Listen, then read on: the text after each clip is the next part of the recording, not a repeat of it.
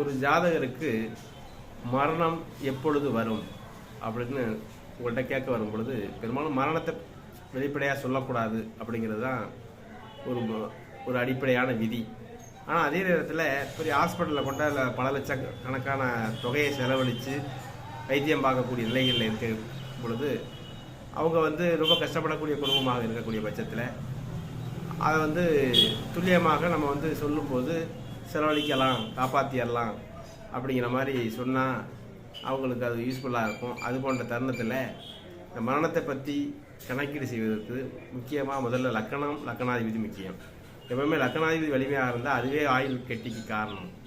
அடுத்து அஷ்டமாதிபதி, எட்டாம் இட அதிபதி, ஆயுள்காரகன் சனி. இவை மட்டும் வச்சுக்கிட்டு சொல்லிடலாமான்னு சொல்ல முடியாது. அடுத்து என்ன தெரிஞ்சுக்கணும்? மாரகாதிபதி, பாதகாதிபதி, இந்த ரெண்டு விஷயங்களை தெரிஞ்சுக்கணும்.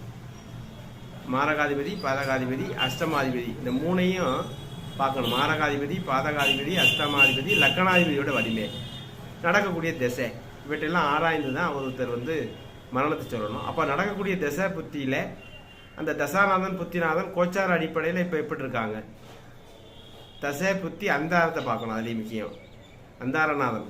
குறிப்பாக மரணத்தை பற்றி பார்க்கும்போது அந்தாரத்தை தரக்கூடிய அந்த புத்திநாதன் ஜாதக கட்டத்தில் கோச்சார அடிப்படையில் இப்போ எப்படி இருக்குது, ஜன காலத்தோடு ஒப்பிட்டு பார்த்து இப்போ எப்படி இருக்குங்கிறதையும் கவனிக்கணும்.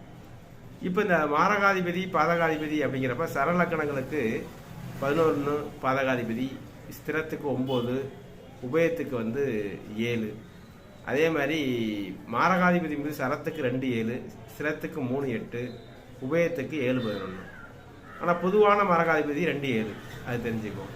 இப்போ இது சரஸ்திரம் அப்படி சொல்லும் பொழுது இது பெரும்பாலும் லக்கணத்தை அடிப்படையாக வச்சு தான் பார்க்கணும். சரம் அப்படிங்கிறப்ப மேச லக்கணம், கடக லக்கணம், துலா லக்கணம், மகர லக்கணம் சரம் என்றும், ஸ்திரங்கிறப்ப ரிஷபம், சிம்மம், கும்பம், உபயங்கிறப்ப தனுசு, மீனம், மிதுனம், கன்னி, இதெல்லாம் உபய லக்கணம். இப்போ இது மாதிரி அப்போ சரலக்கணத்துக்கு உதாரணமாக பாதகாதிபதி சொல்லணும்னா, இப்போ மேச லக்கணமாக இருந்தால் 11ஆம் அதிபதி யார்? சனி தான். கும்ப வீட்டில் உள்ள சனி, அது பாதகாதிபதி. சரத்துக்கு 2 7 மாரகாதிபதிங்கிறப்ப ரிஷபம், துலா, சுக்கிரை, இதுதான் மாரகாதிபதி. அப்போ மேச லக்கணத்தை வச்சுக்கிட்டு அஷ்டமாதிபதினு கேட்டால் செவ்வாய். அப்போ லக்கணாதிபதியும் அவர். அப்போ லக்கணாதிபதியான செவ்வாய் அவரே அஷ்டமாதிபதியாக வர்றாரு. அதையும் ஆராய்ந்து பார்க்கணும். பாதகாதிபதி மாரகாதிபதி எல்லாம் பார்க்கணும். இப்படி எல்லாம் பார்த்துட்டு எப்போன்னா சில நேரம் லக்னாதிபதி வலிமை இருந்தால் பாதகாதிபதி திசையில் மாரகாதிபதி, மாரகாதிபதி திசையில் பாதகாதிபதி, அஷ்டமாதி திசையில் மாரகாதிபதி, அஷ்டமாதி திசையில் பாதகாதிபதி, இது போன்ற தருணங்களில் சிலருக்கு